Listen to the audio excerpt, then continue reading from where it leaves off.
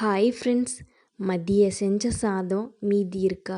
அப்போ ஆனியன் எல்லாம் போட்டு நல்லா கிறிஸ்பியான ஆனியன் பக்கோடா வாங்க எப்படி செய்கிறதுன்னு பார்க்கலாம்.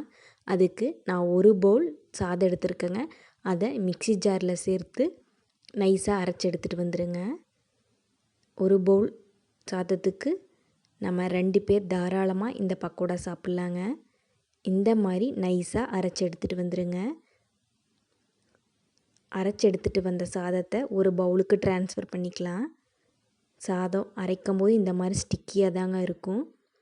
எந்தளவு நைஸாக அரைக்க முடியுமோ அந்தளவு அரைச்சிக்குங்க. அதுக்கப்புறம் நீல வாக்கில் கட் பண்ண பெரிய வெங்காயம் ஒன்று சேர்த்துக்குங்க. அதுக்கப்புறம் இஞ்சி பூண்டு நசுக்குனது கொஞ்சம் சேர்த்துக்குங்க. அதுக்கப்புறம் 1/4 ஸ்பூன் சோம்பு, 1/4 ஸ்பூன் ஜீரகம் சேர்த்துக்குங்க. அதுக்கப்புறம் பச்சை மிளகாய் ஒன்று சேர்த்துக்குங்க, பொடியாக கட் பண்ணிவிட்டு சேர்த்துக்குங்க. அதுக்கப்புறம் கறிவேப்பிலை, அதுக்கப்புறம் தேவையான அளவு உப்பு, 1 ஸ்பூன் பெருங்காயத்தூள் சேர்த்துக்குங்க. அதுக்கப்புறம் சில்லி பவுடர் தேவையான அளவு சேர்த்துக்குங்க. இதெல்லாம் சேர்த்து நல்லா மிக்ஸ் பண்ணி விடுங்க. உங்களுக்கு காரத்துக்கு தேவையான மிளகாய்த்தூள் சேர்த்துக்குங்க. ஏற்கனவே பச்சை மிளகாயும் ஒன்று சேர்த்துருக்கோம். இதெல்லாம் சேர்த்து நல்லா மிக்ஸ் பண்ணி விடுங்க. ஆயிலோ அரிசி மாவோ எதுவும் சேர்க்க வேண்டாங்க. கடைசியாக நம்ம கடலை மாவு மட்டும் சேர்க்க போகிறோம். இதெல்லாம் நல்லா மிக்ஸ் பண்ணி விட்டதுக்கப்புறம் 2 டேபிள் ஸ்பூன் கடலை மாவு ஆட் பண்ணிக்கலாம். பாருங்கள், நல்லா பிசைஞ்சிட்டேன். இதுக்கப்புறம் 2 ஸ்பூன் கடலை மாவையும் கொஞ்சம் கொஞ்சமாக சேர்த்து நல்லா பிசைஞ்சுக்குங்க. இந்த பக்கோடா ஒரு டைம் செஞ்சு பாருங்கள், அடிக்கடிக்கு செய்வீங்க. நல்லா கிறிஸ்பியாக டேஸ்ட்டும் சூப்பராக இருக்குங்க. மதியம் செஞ்ச சாதம் நைட்டு யாரும் சாப்பிட மாட்டாங்க.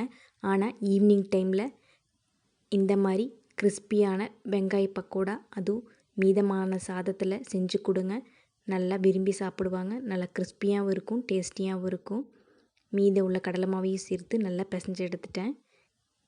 கடைசியாக கொஞ்சோண்டு கொத்தமல்லி தலைகளை தூவி பிசைஞ்சு எடுத்துக்கலாம்.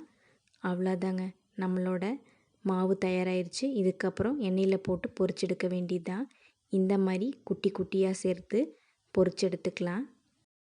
இந்த பக்கோடாவுக்கு ஆனியன் நிறைய சேர்க்கும் போது தாங்க நல்லா கிறிஸ்பினஸ் கிடைக்கும். நம்ம பிசைஞ்சு வச்சுருந்த மாவை இந்த மாதிரி கொஞ்சம் கொஞ்சமாக எடுத்து எண்ணெயில் போட்டு பொரிச்செடுக்க வேண்டியதுதான். பாருங்கள், நான் எல்லாத்தையும் சேர்த்துட்டேன். அப்படியே ஒரு 5 நிமிஷம் அப்படியே விட்டுருங்க. அதுக்கப்புறம் பெரட்டி விடுங்க. பாருங்கள், நுரையெல்லாம் அடங்கிடுச்சு. இதுக்கப்புறம் நம்மளோட பக்கோடாவை எடுத்துட வேண்டியது தான். அவ்வளோதாங்க, சுட சுட மீதமான சாதத்தில் செஞ்ச பக்கோடா நல்ல டேஸ்ட்டாக இருக்குங்க. கிறிஸ்பியாக இருக்கும். கண்டிப்பாக நீங்களும் ட்ரை பண்ணி பாருங்கள். ஈவினிங் டீ டைம் ஸ்நாக்ஸாக இதை செஞ்சு கொடுங்க. எல்லோரும் விரும்பி சாப்பிடுவாங்க. வாங்க இப்போ டேஸ்ட் பண்ணி பார்த்துடலாம். பாருங்கள் எவ்வளோ கிறிஸ்பியாக இருக்குன்னு. கண்டிப்பாக நீங்களும் ட்ரை பண்ணி பார்த்துட்டு டேஸ்ட் எப்படி இருக்குன்னு சொல்லுங்கள். தேங்க்யூ.